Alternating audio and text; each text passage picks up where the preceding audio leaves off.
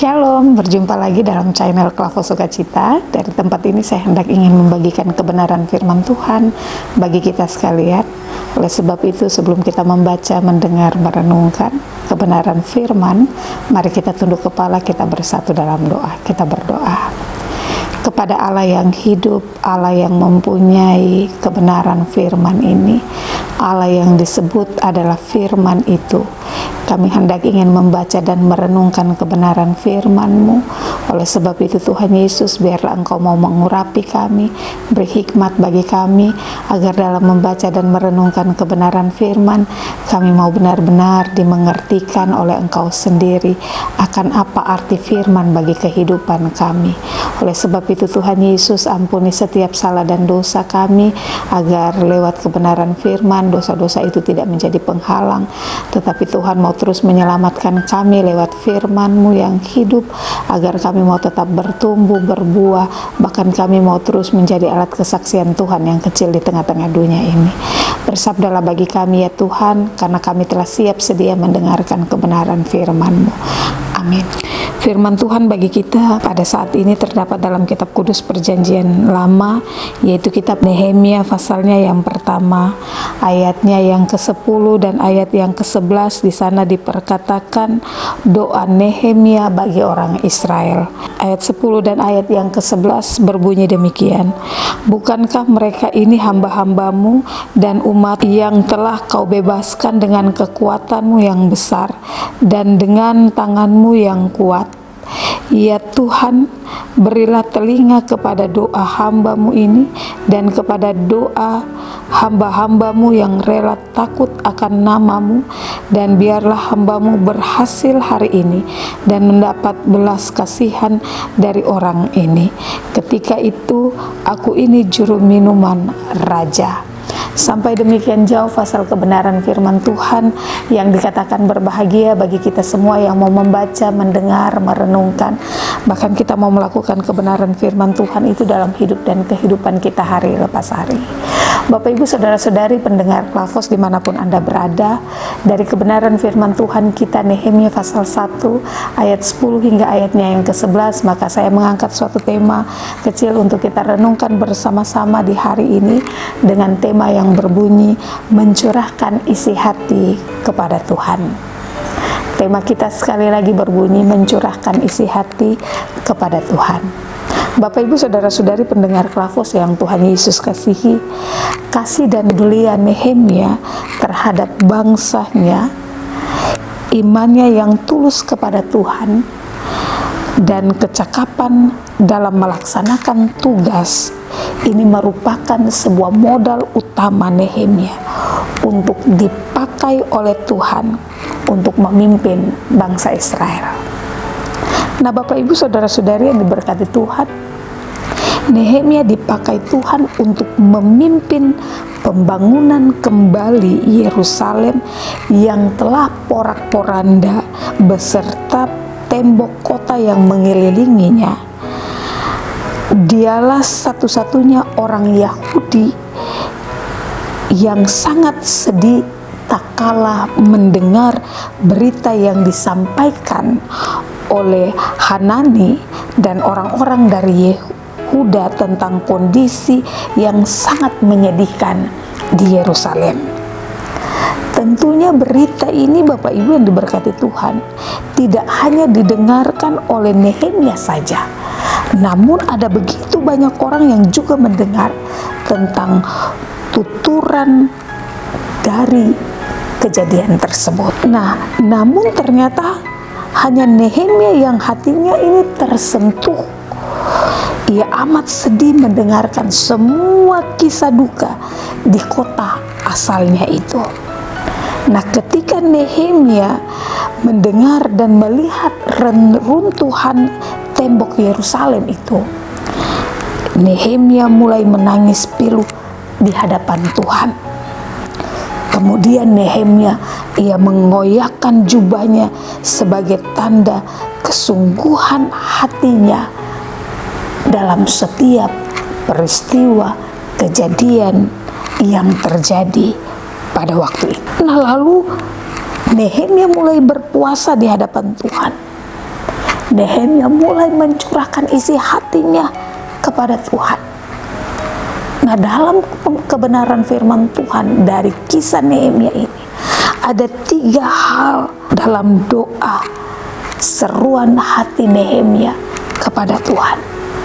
Yang pertama, Bapak Ibu Saudara-saudari pendengar Klafos yang Tuhan Yesus kasihi, yang pertama, Nehemia berdoa ingat akan janji Tuhan, yang bisa kita lihat dari Nehemia pasal 1 ayat 1 sampai ayat yang kelima.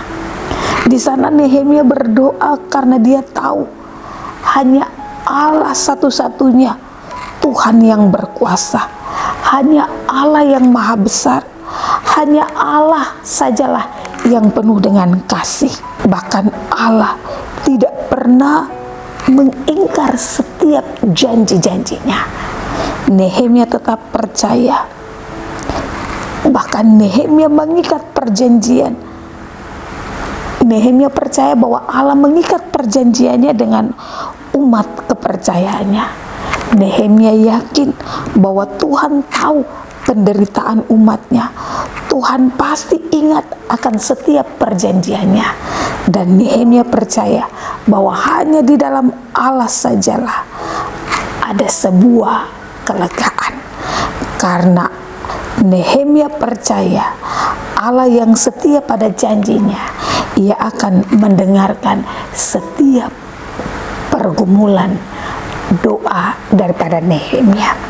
Yang kedua, Bapak Ibu yang diberkati Tuhan, Nehemia berdoa memohon sebuah pengampunan yang berasal daripada Tuhan. Nah, setelah mengintrospeksi diri di hadapan Tuhan, Nehemia sadar bahwa reruntuhan tembok kota Yerusalem itu terjadi karena dosa bangsa Israel yang tidak menaati hukum Musa dan tidak lagi setia kepada Tuhan. Oleh sebab itu, di dalam doa Nehemia mengaku dosanya. Nehemia mengaku dosa umat Israel. Bahkan dari pengakuan itu, Nehemia memohon keampunan hanya daripada Tuhan sajalah.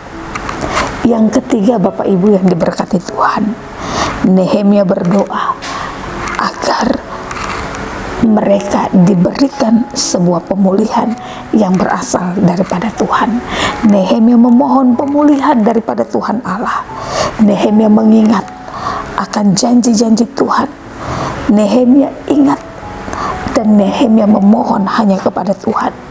Ia meminta kepada Allah agar segera mengadakan pemulihan bagi bangsa ini. Bukan hanya pemulihan tentang tembok Yerusalem itu, tetapi Nehemia pun meminta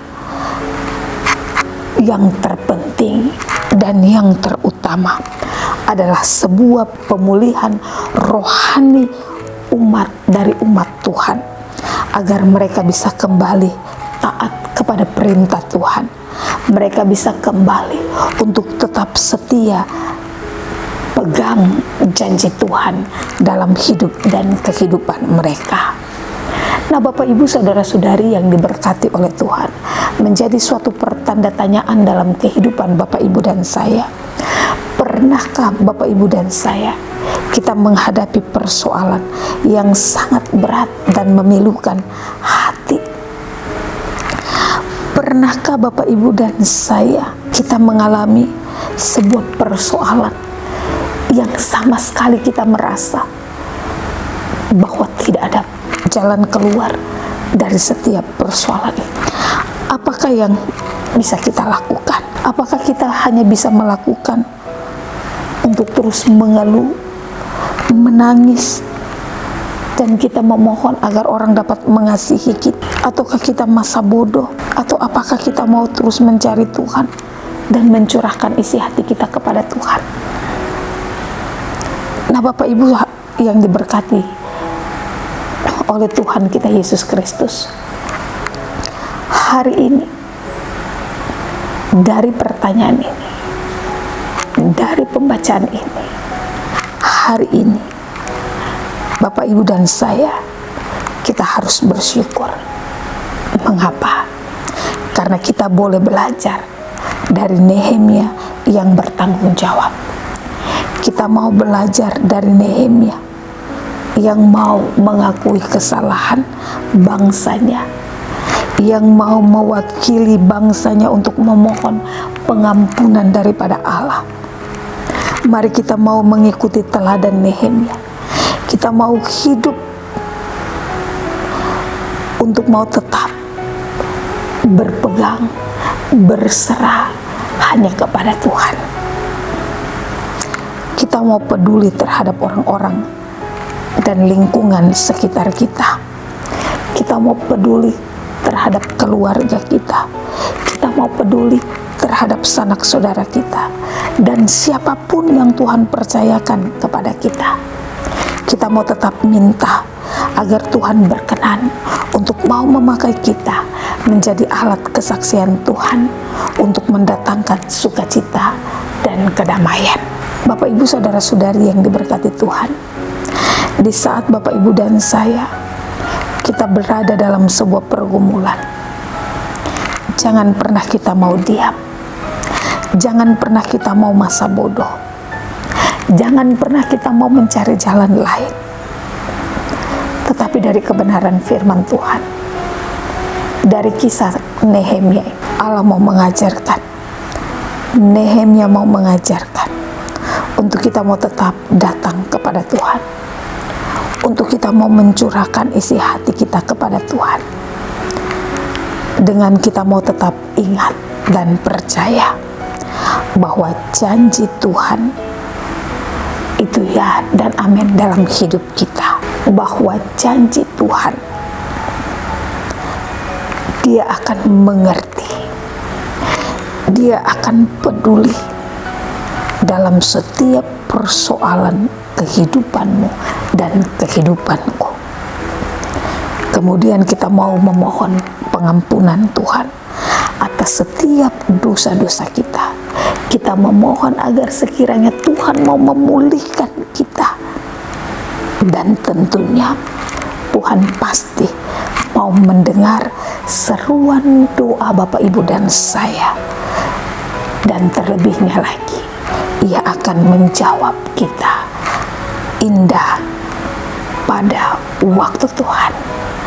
Tuhan mempunyai firman, Dia memberkati kita. Amin. Mari kita berdoa. Sungguh memang benar Tuhan, di dalam Tuhan kami mendapatkan kelegaan. Di dalam Tuhan kami mendapatkan jawaban yang pasti.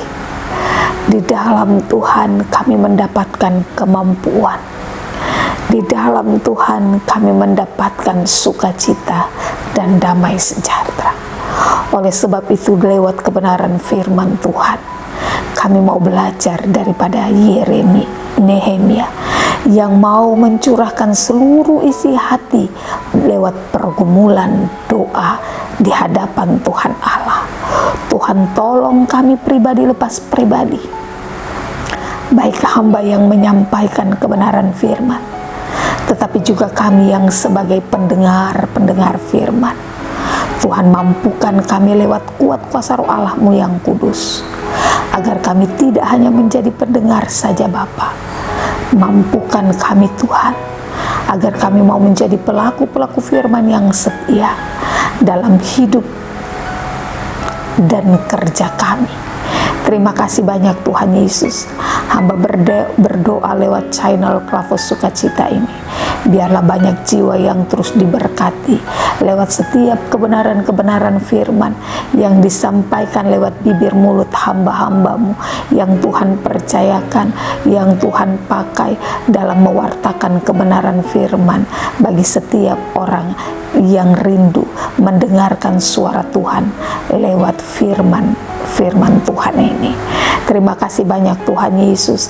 Kehidupan semua yang mendengarkan kebenaran firman dalam channel Klavos Sukacita, dimanapun mereka berada dalam hidup dan kehidupan pribadi lepas pribadi mereka, dalam dunia pekerjaan, bahkan juga pergaulan mereka, Tuhan kiranya senantiasa mau jaga mereka, melindungi mereka, keluar masuk mereka Tuhan pelihara, agar mereka tetap percaya dalam setiap kesetiaan dan ketaatan mereka dalam mendengarkan kebenaran firman Tuhan, yang terus terhubung dengan Tuhan.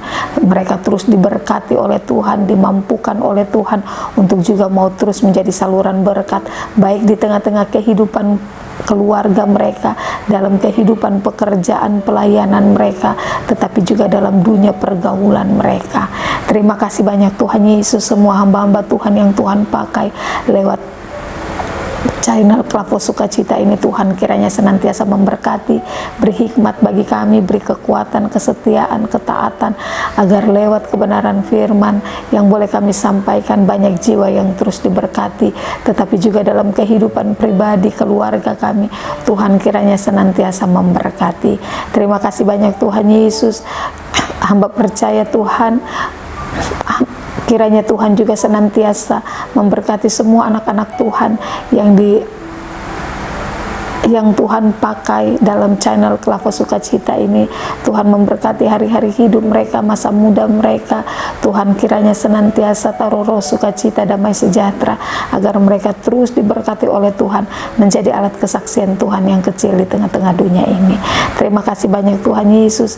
Ini doa dan ungkapan syukur kami, ini doa dan sembahyang kami yang kami bawakan tidak dengan nama lain, tetapi hanya dengan nama Bapa, Anak, dan perantaran Roh Allah yang kudus. Amin. Shalom, Tuhan Yesus memberkati.